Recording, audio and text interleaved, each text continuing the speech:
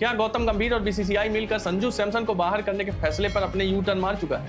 देखिए, कुछ रिपोर्ट की माना जाए, कुछ थ्योरी पे बात किया जाए तो ये बात 100 आने सच दिखाई दे रहा है। कुछ रीजन पे बात भी करेंगे कि कौन से और रीजन आ रहे हैं, कौन से रिपोर्ट आ रहे हैं जिसकी वजह से संजू सैमसन की वापसी बहुत जल्दी संभव होने वाली है। एक एक करके देखिए बात करना जरूरी है। सबसे पहली बात करते हैं जिम्बाब्वे सीरीज की बात करते हैं। देखिए, भारत का जो मेन शेड्यूल था, जहां जहां दौरा करना था, आयरलैंड, इंग्लैंड, उसके बाद श्रीलंका जाना था, बहुत सारे ऐसे मेन शेड्यूल थे, लेकिन जिम्बाब्वे का शेड्यूल पहले से फिक्स नहीं था। जिम्बाब्वे का जब भी आता है दौरा, तब भी यही होता है कि नए खिलाड़ियों को मौका देने का ये दौरा है। इसलिए भारतीय टीम हमेशा नए खिलाड़ियों को जो मौका नहीं पा रहे होते हैं, जिनको भारतीय टीम के अंदर पोटेंशियल दिखता है कि भाई साहब हाँ, इनसे थोड़ा आगे हम देख सकते हैं, तो जिम्बाब्वे सीरीज के लिए बड़े बड़े नाम पहले भी भारत के लिए खेल चुके हैं और आगे भी जिम्बाब्वे सीरीज के लिए ये टेस्ट होता है। तो इसलिए संजू सैमसन से शायद भरोसे में उनको लेकर भी कहा भी गया था भाई साहब आप थोड़ा आराम करिए और अब आपके पोटेंशियल पे हमें कोई डाउट नहीं है, बस हम नए खिलाड़ियों को मौका देना चाहते हैं। जिम्बाब्वे सीरीज वो मौका देने का समय है, इसलिए मैं मौका दे रहा हूँ। एक दूसरी रिपोर्ट के हिसाब से संजू सैमसन से बोर्ड गंभीर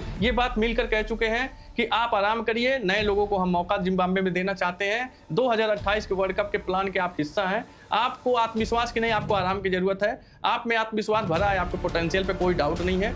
तो शायद ये संजू सैमसन ये बात मान चुके हैं और संजू सैमसन भी भरोसा है कि संजू सैमसन वापस आएंगे। एक तीसरे रिपोर्ट में ये भी बात आ रहा है कि संजू सैमसन ने खुद बीसीसीआई और गंभीर से बात की, उन्होंने खुद अपने हटने की पेशकश की क्योंकि वो वैभव सूर्यवंशी को मौका दिलवाना चाहते हैं। अभिषेक शर्मा जिस तरह से खेल रहे हैं, अभिषेक शर्मा भी यंग है, ये बात संजू सैमसन भी जानते हैं। तो इसलिए भारत के अगले 5 साल के हिसाब से देखते हुए, प्लान के हिसाब से संजू सैमसन ने भी शायद गंभीर से बात की और बोर्ड से बात की कि हमको आराम दे दीजिए, हम ब्रेक लेना चाहते हैं और आप नए युवा जो पोटेंशियल रखते हैं, जिनके पास स्किल है, मेरिट है, जो अच्छा प्रदर्शन कर सकते हैं भारत के लिए, आगे 10 साल के लिए भारत के प्लान का हिस्सा हो सकते हैं, उनको आप मौका दीजिए। ये भी एक थ्योरी आ रही है। चौथा सबसे बड़ा जो थ्योरी है, सबसे बड़ी थ्योरी ये है कि देखिए बीसीसीआई इनको सेंट्रल कॉन्ट्रैक्ट का हिस्सा रखी थी। अगर संजू सैमसन को पूरी तरीके से बाहर करना था तो बीसीसीआई ने जब सेंट्रल कमेटी बनाई, सेंट्रल कॉन्ट्रैक्ट का हिस्सा इनको रखती नहीं।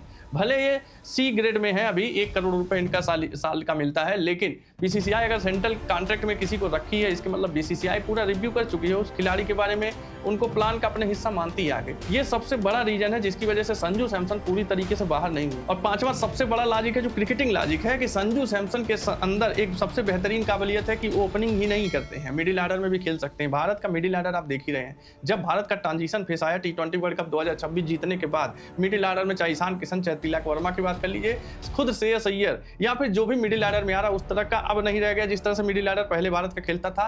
7वें से 14वें ओवर तक जिस तरह से भारत रन रेट को बढ़ाता था, अब रन रेट धीमा हो जाता है, वहीं पे खेल भारत धीमा कर दे रहा है। तो संजू सैमसन को शायद जरूरत पड़ सकती है मिडिल ऑर्डर में भी, इसलिए भी संजू सैमसन को इतना जल्दी ना डिनाई ना भारतीय टीम कर सकती है, ना तो मिडिल ऑर्डर के इस तरह के हालात को देखते हुए उनके नाम की फाइल इतनी जल्दी बंद करना मुश्किल होगा। आपके हिसाब से आप भी बताइएगा संजू सैमसन की वापसी संभव है कि नहीं, और टीम इंडिया के किसी भी स्पॉट के लिए संजू सैमसन अभी जरूरी है कि नहीं। कमेंट में अपना लॉजिक बताइएगा और आपको वीडियो पसंद है तो लाइक करिएगा, चैनल को सब्सक्राइब करिएगा। मिलते हैं अगली वीडियो। जय हिंद।